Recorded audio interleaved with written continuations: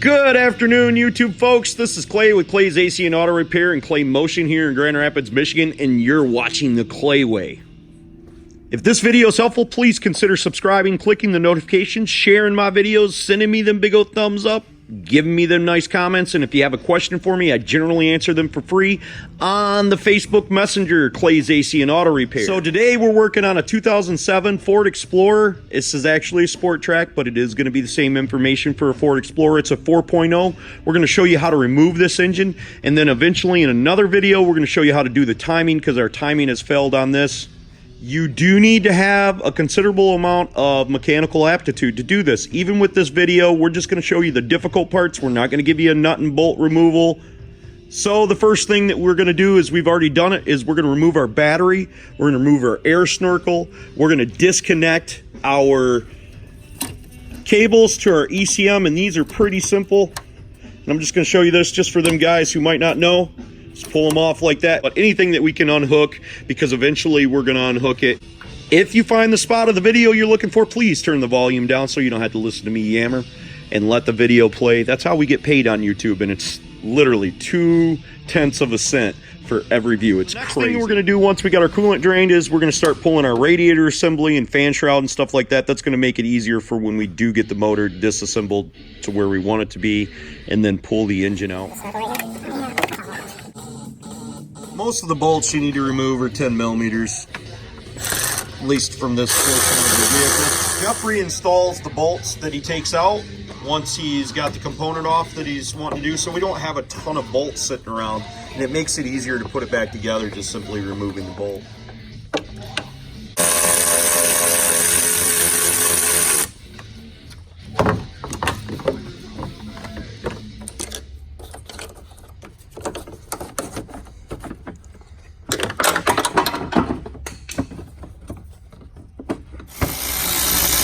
There's two screws on, one screw on each side, right there where Jeff's at.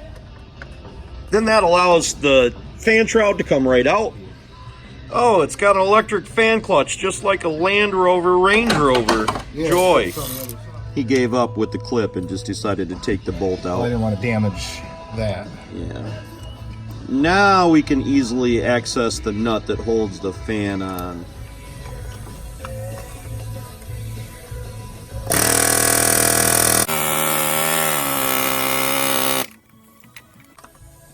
Look at that. Isn't it just a thing of beauty right there?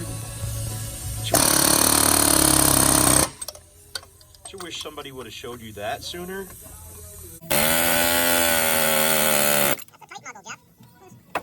Now he just spins it off like, what? How many times you guys mess with one of them for hours on end trying to get them off? That was real-time stuff right there. Heck, we might as well take a ratchet and undo the serpentine belt, seeing as how we got that off. You have to put a catch pan underneath to catch the coolant, because there's still coolant in our engine, so we don't want any animals licking. We're going to have to evacuate our AC system, because we want to remove the condenser and the radiator. It's all together at one piece. So we're going to go ahead and evacuate it. Then we'll probably undo it right here on the condenser, that side. And then on this side as well, if not at the AC compressor itself. Okay, so we're going to break out the fuel line remover tool, and we're going to remove the transmission line there, and then there's another one right up underneath there that you'll see when you're underneath it. Green slime everywhere. Now we're going to undo our heater hoses either here or up there, but it looks much simpler to get them undone from here. And we're going to start unplugging the electrical on our upper intake. We're going to remove the upper intake for a couple different reasons. It helps us hoist the engine out, but it also helps us get to the back bell housing bolts simpler. Ooh. There you go. And on camera and everything. There she goes. Ooh, what a pain in the butt, folks. God, we're removing the intake, and we're having some trouble, and we're going to try our fan shroud removal. This is the first time we've ever done anything like this, but we're going to see if this will actually work on this EGR bolt, because we tried busting it loose with a nut, and it was no Quarto.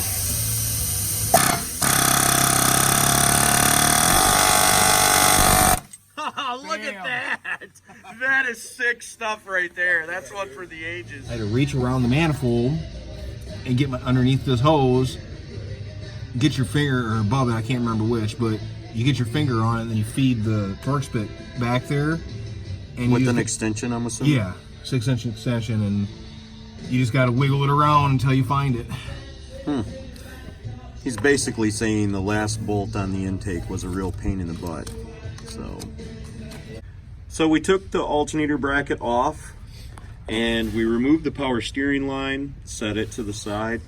We had to take the alternator bracket off to get to our wires. Yeah, there was a wire that was stuck on here and then waved down here to the crank position. Yeah, so we wanted to get that stuff out of the way. It's got to come off anyways.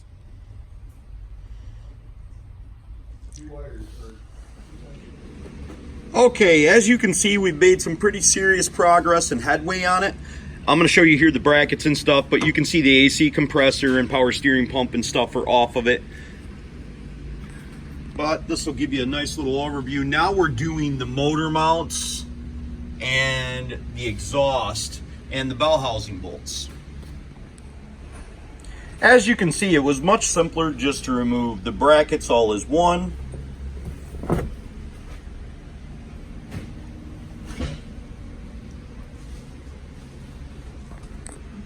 I know some people are going to be whining because I didn't show them how to take all of these brackets off, but here's the thing, we're a working shop and we don't make money making these videos for you guys, but I want to make sure that people know how we took them off. And yeah, I'm not showing you every nut and bolt, but you get a pretty darn good idea. Now we're going to raise the vehicle up and put it on jack stands and start with our disassembly removal process underneath the vehicle. Now we're going to take off the front wheels so we can get to the exhaust bolts and some of the bell housing bolts. All right, so we're taking out the bell housing bolts right now, and the only one that we had to do some trickery on was about on the bell housing, the second one up from the bottom in the middle of the bell housing. It had taken an extension, kind of build it up inside here and go over the exhaust, and I'll show you that here in a second. We had to go above that O2 sensor up there, and it definitely required a wobble. So you want to make sure that you have some wobbles. This one also required some trickery as well. And I think when you're underneath here, you're going to understand what more I'm talking about. If you're trying to watch the video and do it at the same time, it's going to be a little bit tough. But right up inside here, and you're going to end up getting that whole socket assembly and coming up over the top of them lines and stuff, and your ratchet will be back here by the exhaust. That'll make that easier getting that one out. We've obviously taken the simple ones out that you can get to right here, right around here, and you can see like that one right there by the exhaust and oil filter and stuff. And so we're gonna have to get the starter out of this unless Jeff's already got it out. Our starter bolts, and as you would guess, the top one is the hardest. We're gonna try to do that through the fender well. And the bottom one, can get to through right underneath there pretty easily. Got that one out. See it right there.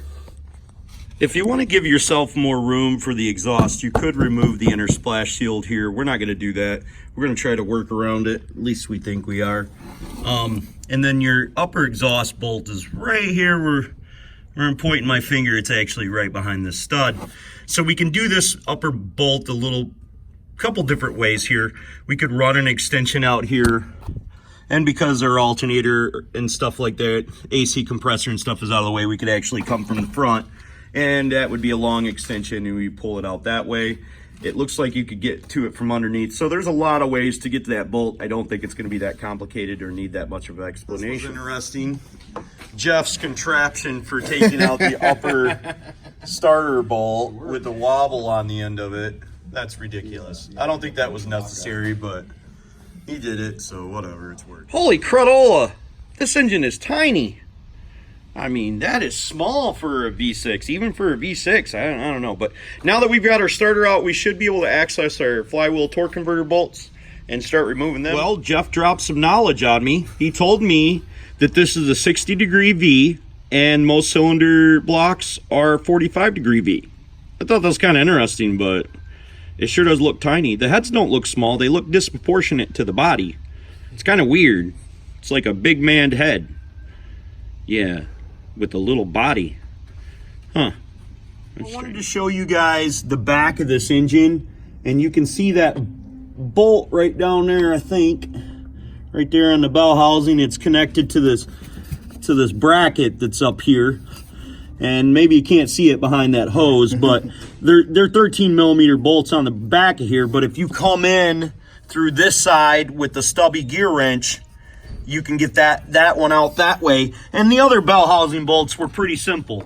This particular bolt, and most of them, we use a long angled gear wrench and put them down inside there. Now, I was able to get this one loose and pretty much is right here and just take it out. Hopefully that's helpful for you guys. Sorry we can't show you us taking every single bolt out. So I've got my left arm over here and my right arm over here, and I've got my arm reached around the back, and I'm just holding the ratchet on there, moving her out. That's good. Okay, so now we've got all the bell housing bolts out. So we took the hood off of here and we are ready to pop this puppy out of here. You ready to go, Jeff?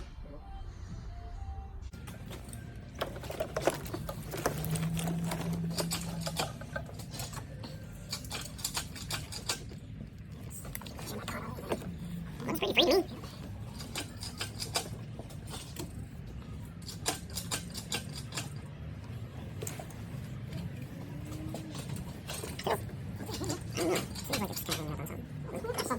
Seems to be free. I mean, that's free. It does feel weird. I know you guys at home can't feel what we're feeling, but it's kind of strange. Maybe it's just how balanced the engine is. Yeah, that's probably what it is. Yeah, no jack underneath the transmission. No jack underneath the transmission? No, I probably should have. It popped right up. This one's separated recently.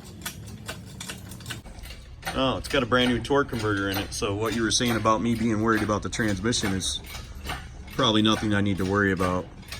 They were probably a bit upset about their timing chain though. They said, the heck with this Ford. Okay, so I thought I would give you a nice little view of what we got here out of the car. I don't think a lot of people do that, and I think that can be helpful for some folks. And I'll give you a view on the inside of the engine compartment as well.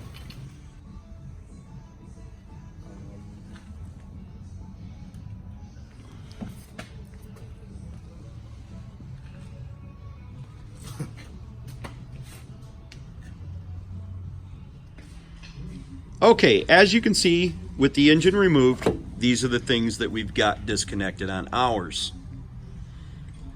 The thinking was that we would have to disassemble the engine anyway, so we disassembled quite a bit of it while it was in the car. We didn't do anything too complicated, and the engine is out. Hopefully that's helpful for you guys, and you enjoyed our engine removal procedure. Ninja style.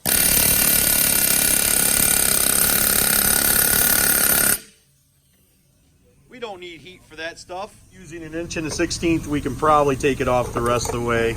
Look at that stuff. That's worth the whole video right there. Hey guys, I thought I'd share some stuff with you, my thoughts and Jeff Powey's thoughts on the Ford 4.0 single overhead cam that we just pulled out of this Ford Explorer Sport Trac, and we're looking at it and we're doing the math. It doesn't make sense, so I hope you enjoy. I want to say something about this motor. Now, this does not make any sense to me. This is a 210 horsepower motor. It's not super efficient. I'd imagine the emissions output is extremely high, just like everything else. Why would you build this? And I don't normally complain about the way stuff is built, but me and Jeff were talking about it, and we're talking about the energy that it actually takes to make the 210 horse. I mean, you're telling, there's a timing chain that goes right here. There's a timing chain that goes down to a balance shaft right down here at the bottom. This timing chain goes up here to this cam. This goes into the jack shaft on the inside of the engine, runs energy all the way through here to transfer it to this cam over here. This is just super over engineered and whatever. I can't even, I mean, they're not even that good of motors. You know, this ain't no 3.8 that they put in a Chevy. I mean, shoot, I don't understand it. But now that I've done some research, and I'm the cheapest person you've ever met, I've done some research. If I was going to fix this, I'd probably fix it with good components, and there is some aftermarket components that are very, very good. But you don't want to buy any cheap eBay stuff or nothing like that. You don't want to do that. And you are most certainly going to need the timing tool to do this job. I just can't say enough. It doesn't make any sense why you would build this motor. I mean, the inefficiency of it alone is just staggering for the amount of power it puts out. I don't know, Ford, and I like you guys. I know why. Why? It's because Ford hires the engineers that Chevrolet deems not good enough for them, so Ford picks them up. I'm not a Chevy guy. I'm not a Ford guy. I'm not a Dodge guy. I don't really care. I'm Motors a are motors. kind of person. You know, I mean, but this is just the thought of the day from Clay, I guess, and Jeff Poway. So, that all rhymes. I make that stuff up all the time, but man, what a joke. So we're setting the new motor back inside there. Hopefully you guys will consider subscribing, clicking the notification, sharing my videos, sending me them big old thumbs up, sending me nice comments. If you want to reach out to me, hit me up on Clay's AC and Auto Repair. Remember, if anybody else can do it, you can do it too. God bless. Have a great day.